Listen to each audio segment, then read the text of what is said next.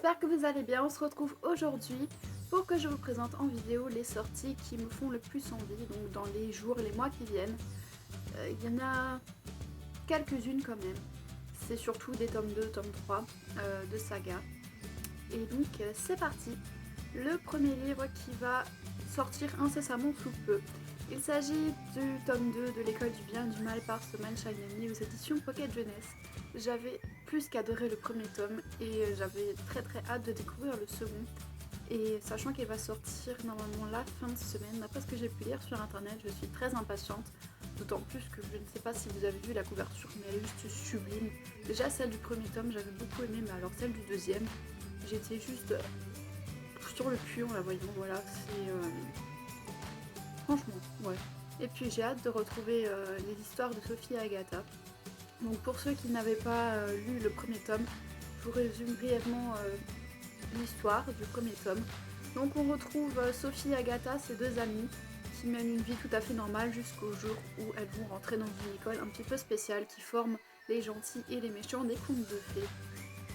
Et Sophie, il me semble qu'elle est persuadée qu'elle va rentrer dans l'école qui forme les princesses des contes de fées, et Agatha dans l'école qui forme les méchants, les sorcières des contes de fées, et rien ne se passe comme prévu. Et oui, Agatha est envoyée chez les princesses et Sophie chez les sorcières. Donc on va suivre leurs péripéties dans cette école et leurs tentatives pour retrouver leur place, entre guillemets.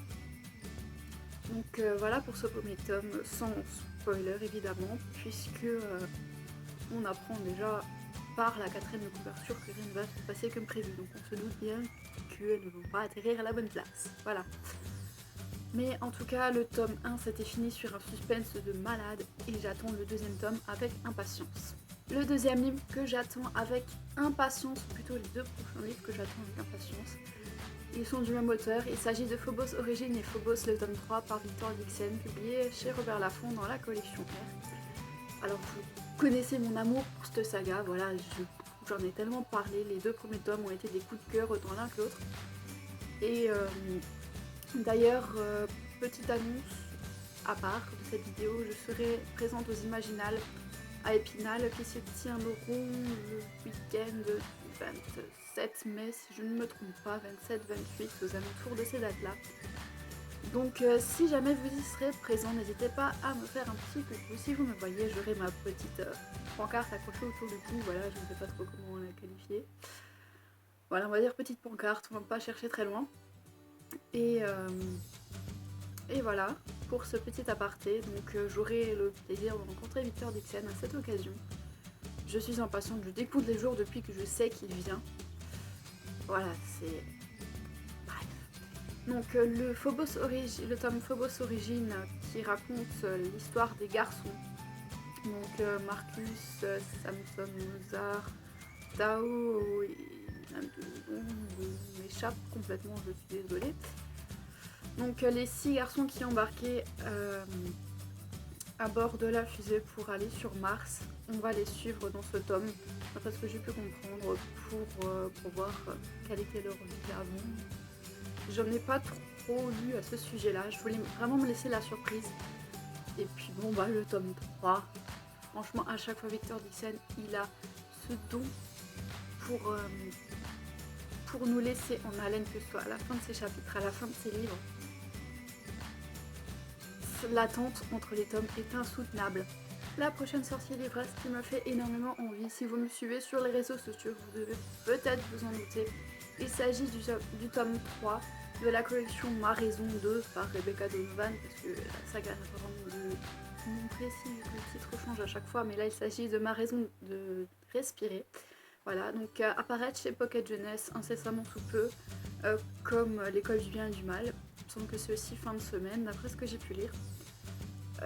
Déjà, les deux premières couvertures, les deux premiers objets livres, ils sont sublimes. Mais alors, le troisième tome, quand j'ai vu la couleur dans mes yeux, vous voyez les émojis avec les cœurs là dans les yeux, bah c'était pareil, parce que moi et le violet, franchement, on aura compris.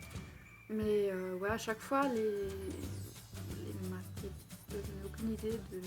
Les gens qui font la couverture, voilà, les illustrateurs, les maquettistes, tous ces gens-là, Ils ont un don pour avoir sublimé ces livres et pour avoir donné envie au lecteur déjà de les prendre en main dans le magasin, dans la librairie, peu importe, et de les découvrir. Et je trouve que ça, c'est vraiment un sacré boulot. Et franchement, j'ai super méga hâte de retrouver les personnages de cette saga. Je les aime énormément, mais d'un amour, vous ne pouvez pas savoir à quel point.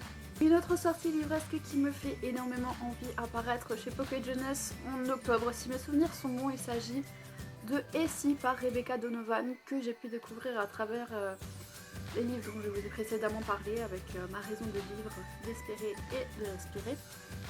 Sa plume m'avait énormément touchée, j'ai extrêmement aimé, j'ai accroché dès le début, voilà. Donc j'avais envie de la découvrir à travers un autre livre. J'ai lu le synopsis très brièvement et très rapidement, donc je ne serai pas capable de vous en parler là tout de suite sans prendre mon petit catalogue Pocket Jeunesse qui est à côté de moi. C'est ce que je vais faire tout de suite. Voilà. Alors, le temps que je retrouve le livre, donc apparaître en octobre, voilà, ça confirme mes dires. La couverture est sympathique. Alors, cas de surprise de retrouver son amie d'enfance, Nicole, à des milliers de kilomètres de leur ville natale, alors qu'elle n'a pas donné de nouvelles depuis plus d'un an. Mais si elle lui ressemble trait pour trait, cette jeune fille ne peut pas être Nicole. Elle s'appelle Niel, N-Y-E-2-L-E. Je ne sais pas comment ça se prononce, on va dire Niel, on va rester là-dessus. Et son caractère est à l'opposé de celui de son amie. Cal cherche des réponses. Si elle est bien Nicole, que lui est-il arrivé? S'agit-il de quelqu'un d'autre? La seule chose dont il soit sûr, c'est qu'il ne peut plus vivre sans elle. Donc cette histoire a l'air de contenir beaucoup de suspense. Ça m'a tout de suite vraiment beaucoup interpellée. C'est pas des choses qu'on a l'habitude de lire. Enfin moi personnellement, c'est pas des choses que j'ai l'habitude de lire. C'est pas des histoires auxquelles j'ai l'habitude d'accrocher, mais là le résumé m'a vraiment donné envie. Et la couverture en plus, je sais pas si j'arriverai à vous montrer d'assez près pour que vous réussissiez à lire, mais il y a des questions à chaque fois sur la couverture. Donc la première c'est: et si on prenait un nouveau départ, on recommençait tout, on repartait à zéro, on se rencontrait à nouveau, et si on pouvait tout changer? Donc voilà, ce roman qui m'intéresse énormément, et j'ai envie d'accélérer le temps pour être en octobre, vous voyez. Mais bon, malheureusement, il va falloir attendre. Une autre sortie de chez Pocket Jeunesse qui me tente énormément, il s'agit de Charlie et Charlotte, par Shannon Alexander.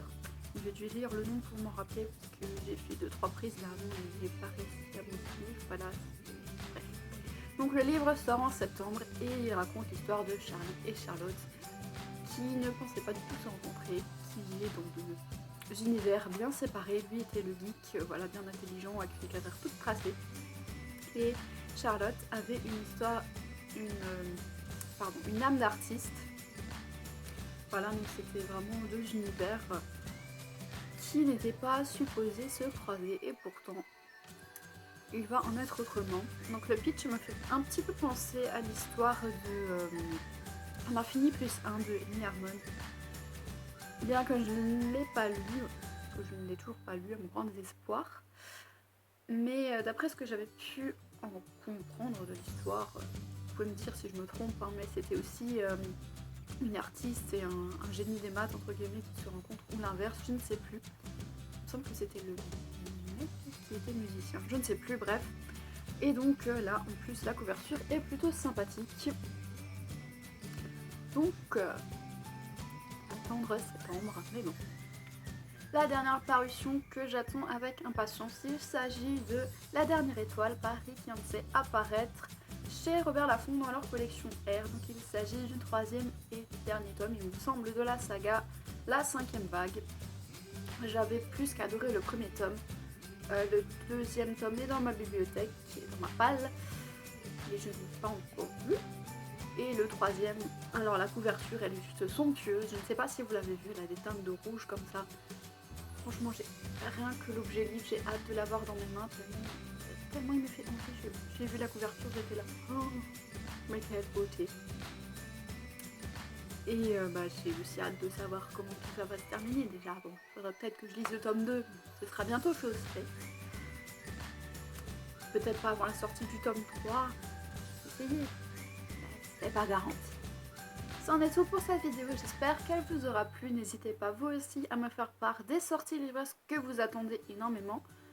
Et peut-être à me faire découvrir des livres que j'aurai également impatience d'avoir dans les mains et de lire tout simplement. En tout cas, j'espère que vous passez un bon moment, que vous avez aussi passé un bon moment en regardant cette vidéo. En tout cas, moi je vous fais plein de bisous, je vous souhaite plein de belles lectures et je vous dis à la prochaine. Bye!